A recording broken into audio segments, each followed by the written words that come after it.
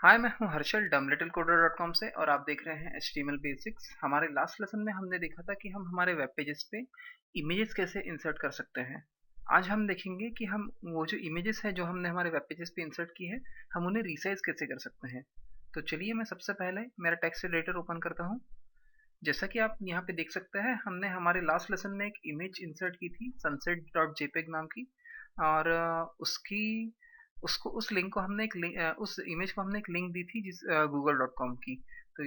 तो अब मैं सबसे पहले इस इमेज टैग को नेक्स्ट लाइन पे लाता हूँ ताकि वो थोड़ा सा पढ़ने में मुझे आसानी हो। और इसे अब मैं सेव कर लेता हूँ। ओके, अब मैं इसे अगर वेब ब्राउज़र पे देखता हूँ तो आप देख सकते हैं कि ये हमारे पास हमारी इमेज यहाँ पे डिस्प्ले हो रही है। अब हमें हमारे पास रिसाइज करने के लिए दो ऑप्शंस हैं, या तो हम विड्थ वाइज रिसाइज कर सकते हैं या फिर हाइट वाइज। लेट्स से मैं विड्थ यहाँ पे दे रहा हूँ इमेज को 250 पिक्सल्स में ये विड्थ होती है, ये जो 250 मैंने लिखा है। और अब अगर मैं इसे रिफ्रेश करता हूँ वेब ब्राउज़र पे तो हमारी इमेज रिफ्रेश होके 250 की हो रही है। और उसके साथ ही साथ आप ये भी देख सकते हैं कि इमेज की जो हाइट हाइट है वो automatically according to width auto adjust हो रही है। अगर मैं यहाँ पे हाइट देता हूँ,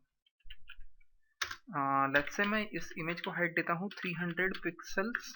और अगर यहाँ पे मैं रिफ्रेश करता हूँ तो आप देख सकते हैं कि हाइट हमारी 300 पिक्सल हो चुकी है और इमेज की जो विड्थ है वो ऑटो एडजस्ट हुई है हाइट के हिसाब से।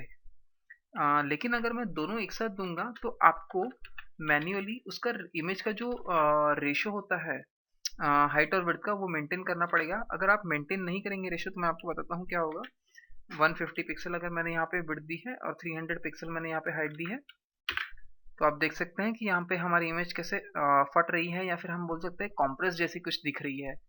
तो इस ऐसी सिचुएशंस अवॉइड करने के लिए मैं तो आपको सजेशन दूंगा कि मैक्सिमम टाइम पे आप विड्थ देना प्रेफर करें।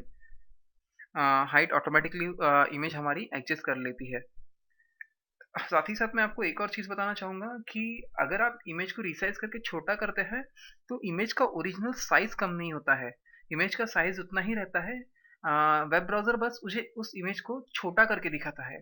तो अगर आपको आपके वेब पेज का साइज कम करने के लिए इमेज अगर आप रिसाइज कर रहे हैं तो I don't think that's a very good idea.